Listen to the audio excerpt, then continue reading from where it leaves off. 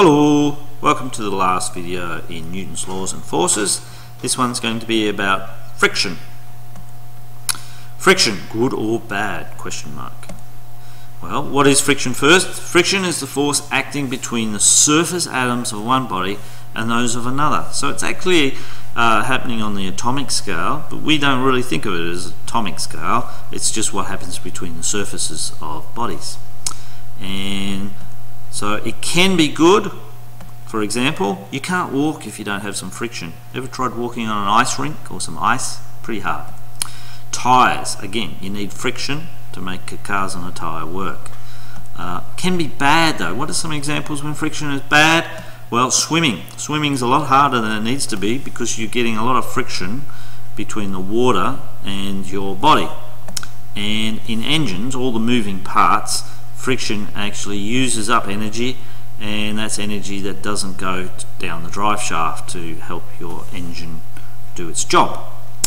So this is a photograph of a surface. Now this surface was polished, and if you just looked at it with the human eye, it would look nice and shiny, but when you look at it with an electron microscope, it's actually all pitted, and if you even took it down to the atomic scale, it would be like mountains and valleys. And so if you have another surface that's like that, mountains and valleys, and they're rubbing against each other, that's where the friction comes from. And you can have an abrasion, or it's just the electrostatic repulsion of all those atoms. What's happening on the atomic scale is much more complicated, but just think of it as sandpaper against each other. Now that would be bad friction. Whereas if you had if you put soap between your hands and rub them, it's slippery. So that's reducing friction. So there we go.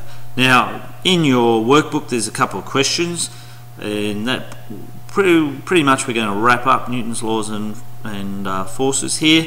So you've got to try and apply which of Newton's laws best describes these situations, and some of them are a bit tricky, so let's just go through the first one for example.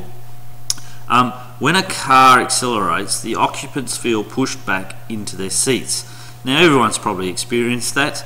That happens, and so which of Newton's laws does it apply? Now sometimes students get confused because the actual scenario that you're given here is made up of multiple things happening. There's the occupants, there's the when you're accelerating, there's a little bit later when the person is actually pushed back into the seat, so they can get confused. And people who are marking these sorts of questions would accept there's a variety of interpretations, so don't get too stressed by that. But remember our rules. Newton's first law applies when it's stationary or constant velocity. Newton's second law applies when there's acceleration or deceleration. And Newton's third law is about forces, action and reaction forces. Okay, and F equals ma.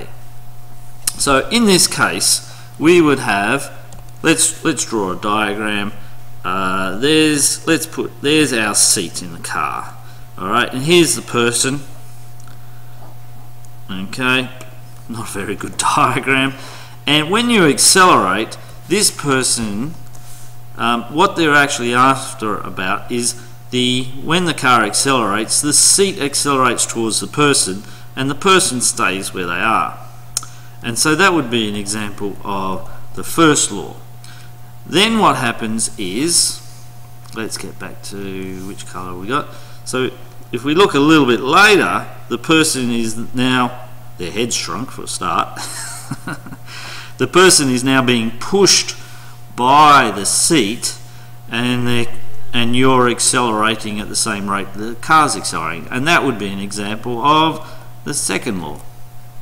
So some of these scenarios, depending on what you look at and how long you look at it, can be a mixture of Newton's laws. And what you have to do as a student in the exam, or when you're just communicating this, is try and be explicit about what you're talking about. Try and explain the scenario or the section that you're actually talking about.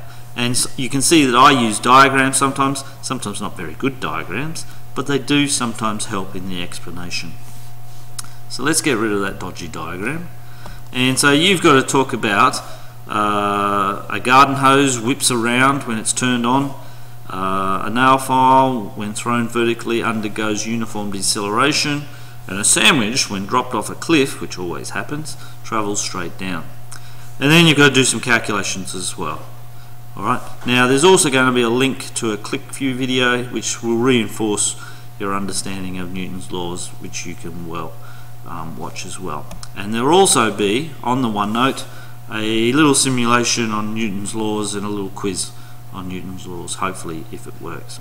And that ends pretty much Newton's laws and forces for this section. See you later.